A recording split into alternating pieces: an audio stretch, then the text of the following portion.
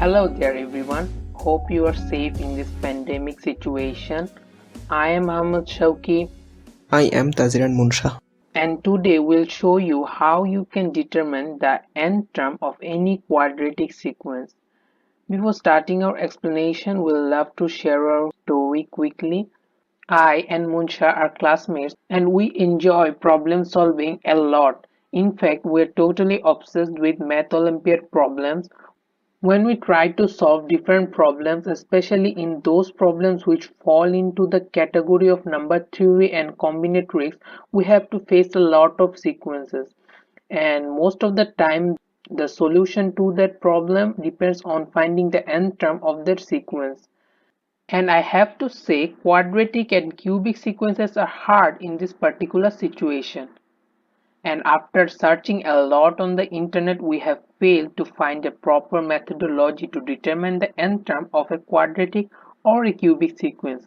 Maybe we haven't searched for it well, or maybe we didn't need to search for it that much because we have figured out the methodology ourselves by exploration. However, if you find the methodology anywhere on the internet, it will be super beneficial if you could send us the link. Okay, that was our story, and now let us learn the methodology which we figured out by exploring with different types of quadratic equations. First of all, let us take a look at the easiest quadratic equation, and that is simply n square.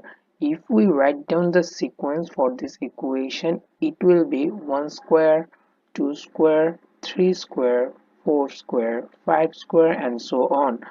Well, we can rewrite this sequence like 1, 4, 9, 16, 25, and so on. Now let's work on this sequence.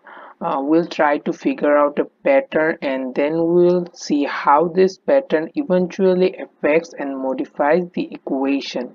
So let us find the difference between every two sequential elements of this sequence. What we'll get is 3, 5, 7, 9, and so on. Usually in a normal arithmetic sequence, the differences will be the same, but since this is a quadratic sequence, we have to find out the difference one more time. So finding the differences of the differences, so now we'll get all twos.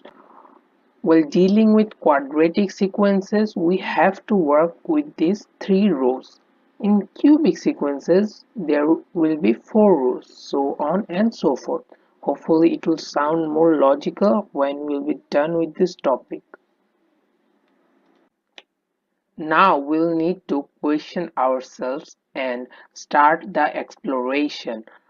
Most of the time we don't have to deal with this easiest quadratic sequence. What will happen if we alter this equation? Well, one way to alter it is just by adding a constant at the end of the equation. Let's add 1 and now our equation will be n squared plus 1. After finding out a bunch of elements of this sequence, we got 2, 5, 10, 17 and 26 as our first row. Let's figure out the second and the third row. 3, 5, 7, 9 and 2, 2, 2. We can see that the second row and the third row are unchanged, but the first row is changed. After exploring a bit, you'll figure out that no matter what we add, 1 or 2 or 3 or 100 or 1725, at the end of the quadratic equation, we will only be able to change the first row. In fact, adding any constant at the end of the equation will only change the first row, and more importantly, the new first row will be nothing but the old first row plus our constant. Okay, here we got our first logic. Now the question stands is that are those two rows, second and third, untouchable? Well, they are not. And now we will try to figure out how to change those rows. Okay, what will happen if we don't add a constant to the end of the equation? Instead, we add some term that changes according to the value of n. Let's figure it out. Now we have a new equation which is n squared plus n. Here n obviously changes according to the value of n, as simple as that. Now let's find each element of this sequence, at least the first 5 elements. We got 2, 6, 12, 20 and 30. If we calculate the second and the third row again, we'll find 4, 6, 8, 10 and 2, 2, 2. Now most interestingly, we have changed the second row. Well, the first row is also changed, but that is not important here. We can add n, 2n, 3n, 110 or 1725, and with our equation n we will be able to change the second row. In fact, using any coefficient of n we'll be able to change the second row, but the third row will still remains unchanged. By the way, we have figured out our next logic, and that is, if we are able to alter the second row in this way, the new second row will be equal to the old second row plus the coefficient of n. Okay, we have already seen what will happen if we add a constant or change the coefficient of n. But so far we haven't really worked with the n squared term that much, though it is the most important term in our entire equation. What will happen if we add a coefficient with the n squared term? In fact, let's figure out the sequence for the equation of 2n squared. The sequence will be 2, 8, 18, 32, 50, and as always after finding the differences and the differences of the differences, we got 6, 10, 14, 18 as the second row and 4, 4, 4 as the third row. And with that, now we are officially can alter the third row. Here both the first and the second row is also changed, but that is not necessary. We can change the third row by altering the coefficient of n square. The coefficient can be 2, 3, 100, 1725, in fact any number. And if we change the coefficient of n square, our third row will be equal to the old third row into the coefficient of n square. If we think deeply or even explore a bit more, we can find that in all cases the previous third row will be 2 and nothing but 2. So we can replace this line by this. So our third row is equal to 2 into coefficient of n square. Now you may wonder why the old third row will always be 2. Well, you can prove that in many ways. You can use algebraic equations and generalize the entire process we have done so far, or you can use differential calculus and differentiate the quadratic equation 2 times. Let's go for the generalization. Suppose x, x plus 1 and x plus 2 are three sequential numbers, and ax square plus bx plus c is our quadratic equation. As simple as that. Now if we want to find three sequential terms in the quadratic equations, they will be okay. These three sequential terms will be part of our new first row. Now let's figure out the new second row by calculating the differences. It will be, now if we calculate the differences of these two terms, we get 2a, which is equal to the new third row. And here a is the coefficient of the n squared term. So this generalization tells us no matter which quadratic equation we take, the new third row will be equal to 2 into the coefficient of n squared. Okay, with this said, we have now got our three logic patterns that affect the quadratic equation, and we also know how they do it. Let's recap those once again.